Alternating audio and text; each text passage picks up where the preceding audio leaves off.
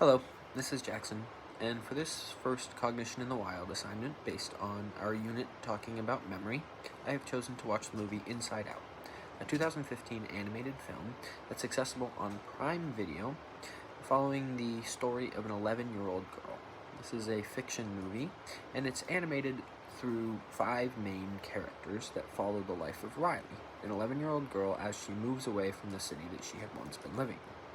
These 5 main animated characters follow her emotions, and they exist in what they call headquarters, or as we would refer it, the brain of Riley, and they modulate her emotions, her actions, her decision making, and most importantly for our class, her memory's ability to encode, her ability to store, and her ability to retrieve memories. There are a few things in this movie that don't quite align with what we have learned in class. However, there are some aspects that are fairly factual in their ability to discuss memories, how we make memories, how memories are important to us, things like that.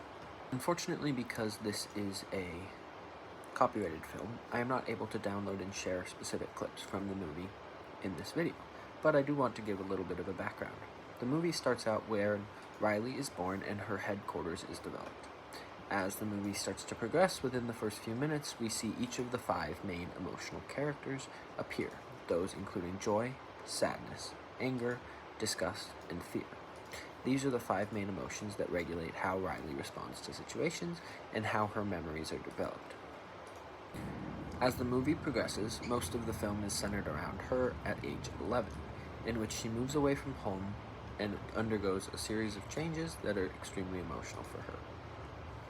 During this time, joy and sadness get displaced from headquarters and are lost in the labyrinth of memories that exist inside Riley's brain.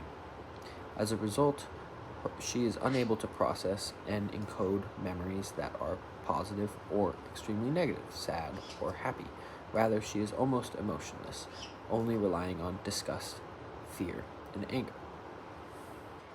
The movie then follows the process of joy and sadness trying to return to the memory center or headquarters in order to reinstate a proper balance of emotional regulation in her brain and to properly encode and store memories as they should. One concept that comes up during this movie that's never directly addressed in the same way that cognitive psychology addresses it is working memory. This is the idea of memories that are stored in your brain for a short period of time as something is occurring or as small pieces of information come in as stimulus. In cognitive psychology, we talk about this as the memory that you make for small groups of items, events, things like that, before they are either forgotten or encoded into long-term memory. In this movie, these short-term memories, or working memory pieces, are measured in orbs. They are small balls that are associated with a certain emotion and encode that information of the memory for a short period of time. The area where they get this wrong in the movie is that these short-term memories or working memories are stored all day. These are then encoded at night into long-term memories, which is actually an inaccurate process. In reality, short-term memories are only stored for a short period of time, and we can only hold a few pieces of information in our working memory at a time. What they do, however, get right in this film is the idea that short-term memory is a passive memory process. There are 2 possible occurrences that can occur after short-term memory. We either lose the information or it's encoded into long-term memory. And this is reflected positively in the movies, in the idea of core memories. These are memories that are emotionally charged or very impactful or important in their life. In particular, Riley has 5 core memories that encode for different personalities in her life, and there's a number of memories that are associated with those personalities.